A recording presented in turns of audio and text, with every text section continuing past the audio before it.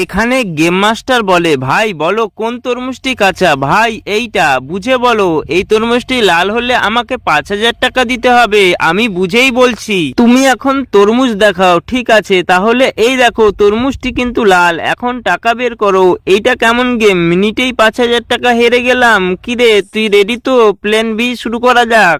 ভাই সাব এখানে কি হয়েছে? এখানে কাঁচা আর পাকা তরমুজের গেম চলছে। ঠিক আছে ভাই, আপনি গেম শুরু করেন, আমার পছন্দ হলে খেলবো।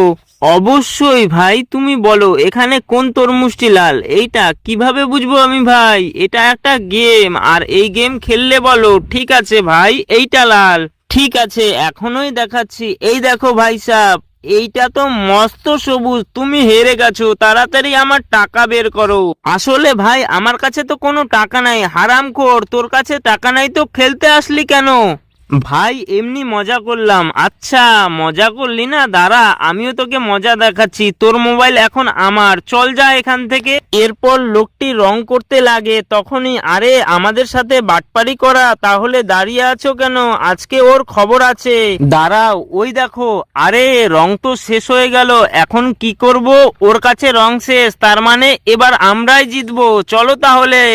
ভাই এইবার আমরা হেরে গেলে 1,00,000 টাকা দেব।